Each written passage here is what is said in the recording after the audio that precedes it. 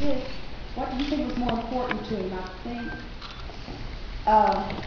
and when this young man that he's enthralled with, which probably doesn't understand his passion, Shakespeare's passion. He says, he's like, look, I'm sure he's not confident at all, Shakespeare. And it just tore him up. And this is how, with the anger, and that's how he responded. This is Joss Whedon, by the way. Joss Whedon, it's the same psychology. He's a totally proud man who never got any tail in high school because he wasn't good looking enough. And he still carries that around, just like Shakespeare. I didn't get any tail in it either. Young boys are passionately, but the women, he said, that is not, okay, is it because he can control the young man more, or he feels more not able to control things because he's younger and can kind of... This is a really good question. It brings up something that, no, it's something that I wanted to talk about before, something that I hadn't put together about Shakespeare. But I finally realized Shakespeare is an actor, like me. And every actor I've ever met in my life had an unsuccessful relationship with their opposite sex parent, but a fairly successful one with their same sex parent. So for me, I had a decent dad, but my mother was horrible, right? So if I was an actress, I would have a horrible dad and a decent mom. And it gives you, that situation gives you enough angst and gives you almost no love, so that you look for it outside the family, in the world. But since your same-sex parent was pretty good, you have fairly good self-esteem. It's just your romantic life is always in a dump, yeah. So once I accepted that, because I was mad at Shakespeare, I thought, man, you're married, what are you doing messing around in London, you know? But I have to say, I am now assuming that his wife was a bitch. And that he was drawn to unhealthy female figures just like his mother, and the Dark Lady was no exception. But that if he was an actor and had a decent dad, like all actors have, then the man, the youth, was probably a pretty decent guy. But Shakespeare just chose poorly with regard to women. Yeah. I mean, who knows, but I think that's what it is. So. I was wondering if you still have any political aspirations, and if so, how you square that with the encyclopedic amount of knowledge about you that's online. I have a fantasy during the next election of going out for Barack Obama and securing his base. And spanking the base. I would say, look guys, we all want Martin Luther King to be president. Everybody, if we could wave a magic wand, it would be Martin Luther King in the White House, admit it. And what you got to ask yourself is, what would Martin Luther King be doing in the White House? The answer being, exactly what Barack is doing at this time. There's nothing better you can expect. So get out there and vote and stop whining. That would be next. People would hate me. Hey. And Barack would be like, I think we need someone a little chill for that. Thank you. That's something that I've always wanted to ask you in terms of the political situation. I think what you suggest doing is exactly what must be done. And it's the kind of a thing that seems so insurmountable. But this man, they're just trying to explode him, to blow him to pieces. And they haven't given him room to breathe.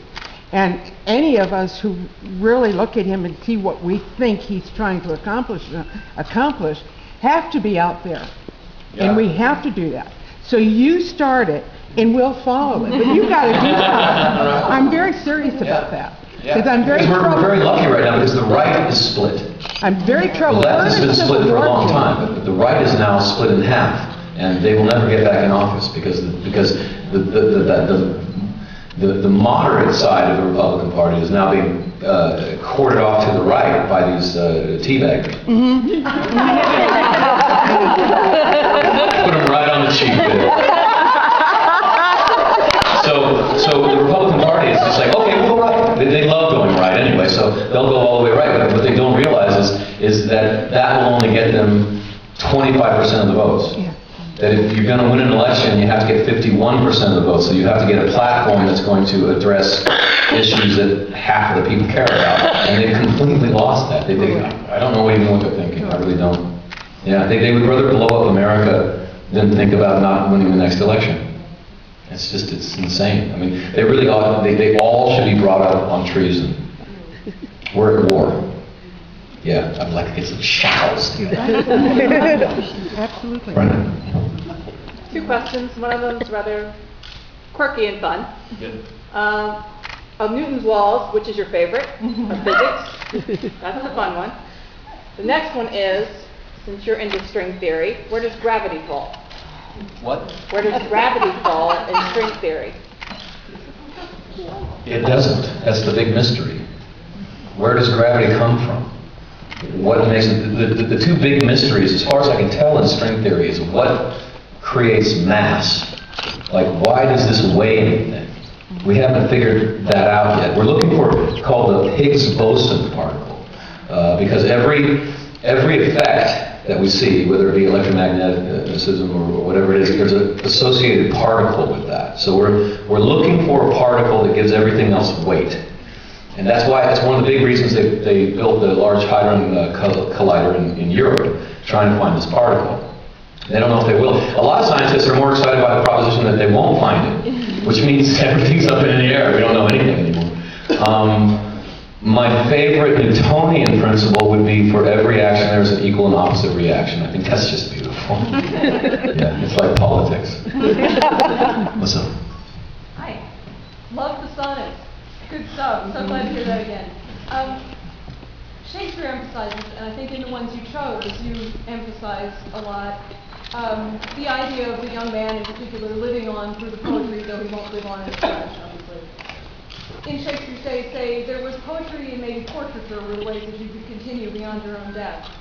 In your case, we have 7 seasons of Buffy and 5 Angel, we have CDs, we have the photos we all had taken this morning.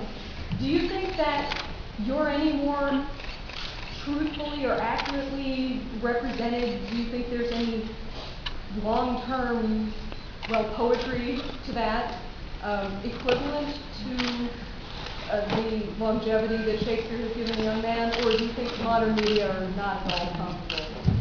Buffy was really good, but it wasn't that good. I think Buffy will last about 50 years. At that point, it will become dated, and people that are born afterwards will have a harder time understanding the context. But Shakespeare got to something so universal every single time. There's just nobody else like him. I mean, we're all pussies next to this guy. Seriously. Nothing wrong with being a pussy, though.